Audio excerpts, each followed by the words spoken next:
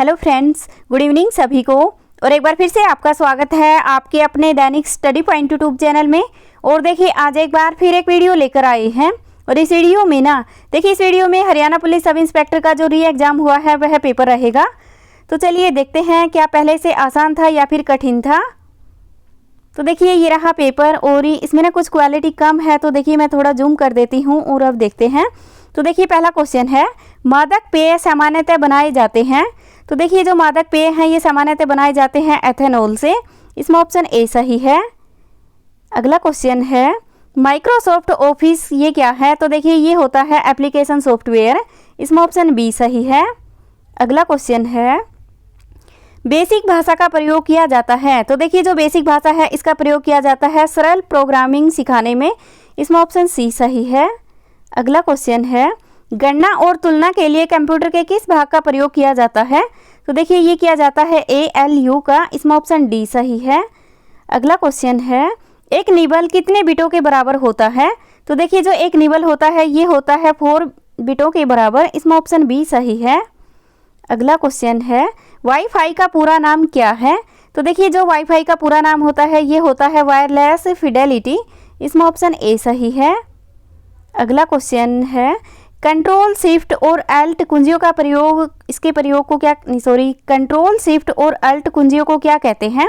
तो देखिए इन कुंजियों को कहते हैं मॉडिफायर। इसमें ऑप्शन ए सही है। अगला क्वेश्चन है, 1 से और 50 तक की गिनती में 3 से विभाज्य संख्याएं कितनी है। तो देखिए इसमें 16 आएगा। इसमें ऑप्शन सी सही है। ये आप देख सकते हैं। और अब देखिए आगे देखते हैं। देखिए ये PDF ऐसा ही है। इसमें अब क्वेश्चन शुरू होता है 57 से, निम्नलिखित में से कौन सा भारत का राष्ट्रीय सुरक्षा सलाहकार नहीं रहा। तो देखिए इसमें देखना था कि कौन सा ऐसा है जो कि राष्ट्रीय सुरक्षा सलाहकार नहीं रहा। तो देखिए इस क्वेश्चन का आंसर आप कमेंट बॉक्स में कमेंट करके बता सकते हैं। अगला क्वेश्चन है, निम्नलिखित में से कौन पुलिस एक्ट निर्माण कमेटी का सदस्य नहीं था। तो देखिए नहीं वाले क्वेश्चन अधिक पूछे गए हैं इस पेपर में, तो इसका भी अभी नहीं पता मुझे। अगला क्वेश्चन है, भारतीय संविधान का अनुच्छेद 35A किस राज्य से संबंधित है। तो देखिए ये आएगा जम्मू कश्मीर से। इसमें ऑप्शन ए सही है।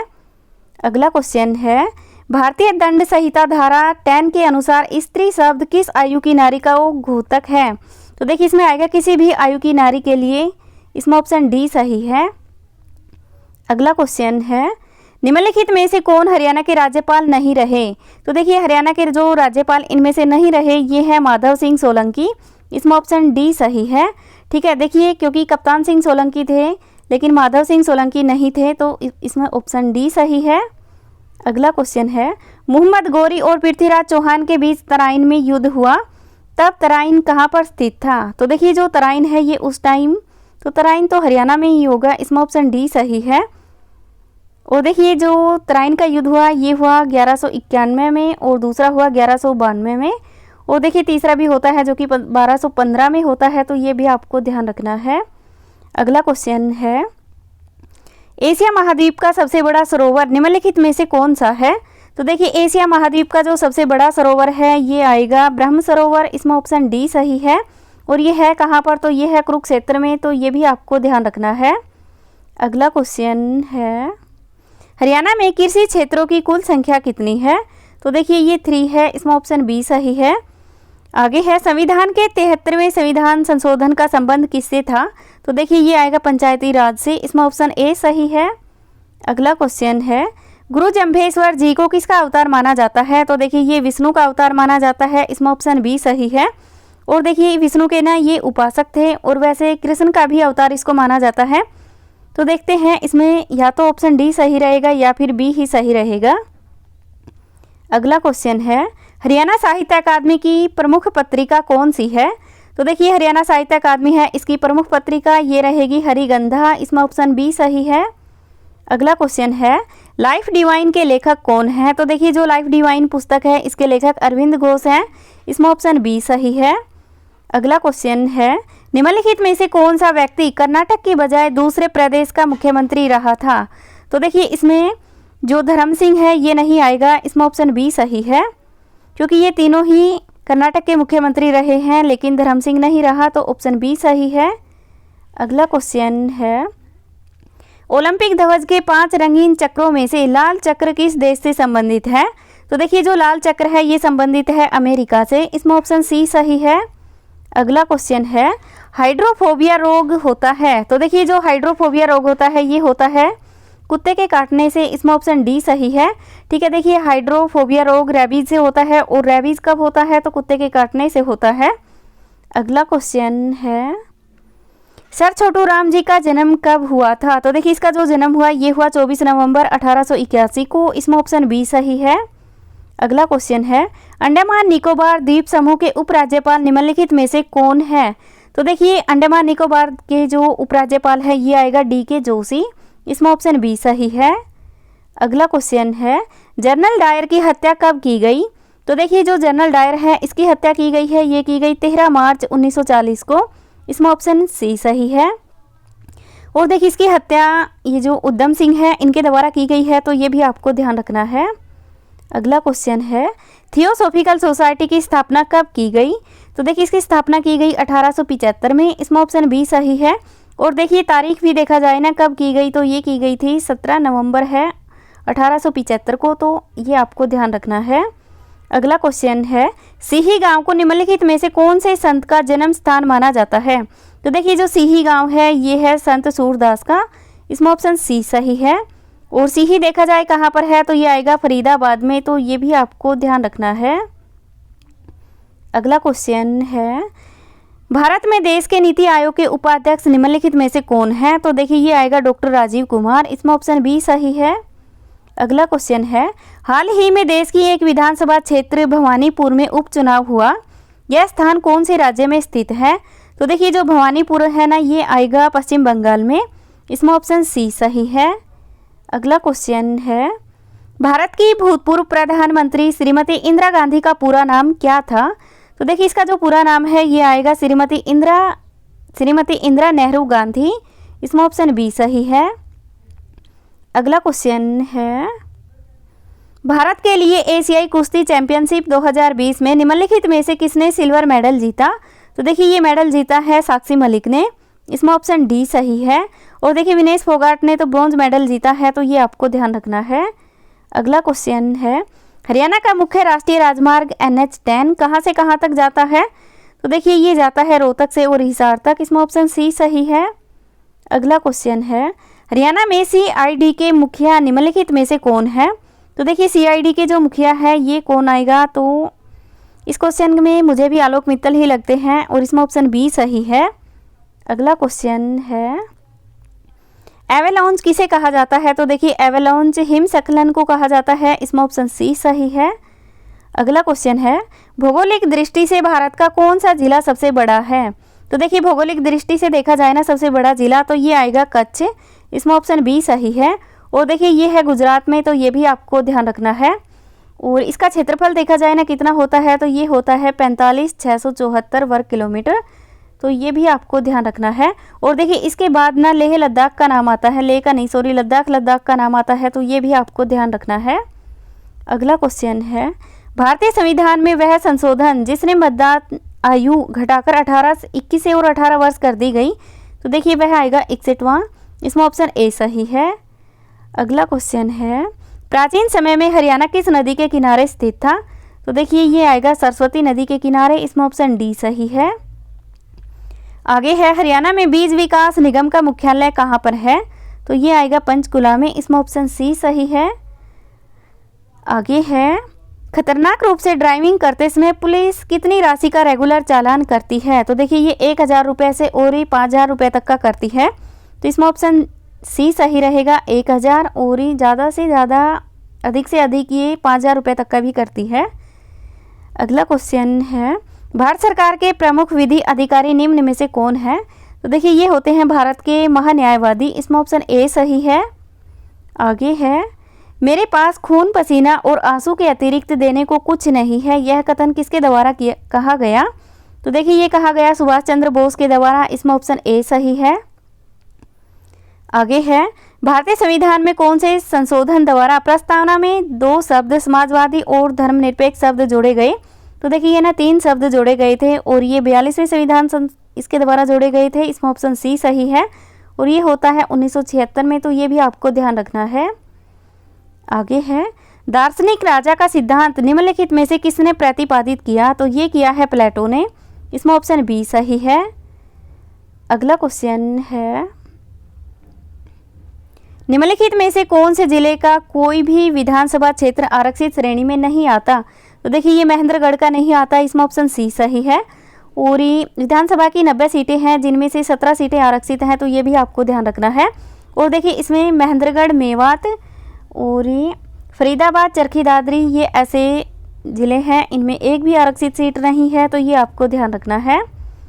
आगे है, राजीव गांधी खेल रत्न पुरस्कार का नाम बदलकर क्या कर दिया गया? तो ये किया गया है मेजर ध्यानचंद खेल पुरस्कार। इसमें ऑप्शन सी सही है। आगे है, निम्नलिखित में से कौन से देश के साथ भारत की प्रत्यार्पण संधि नहीं है? तो देखिए इस क्वेश्चन का आंसर, इसमें भी मुझे एक ही ऑप्शन सही लगता है।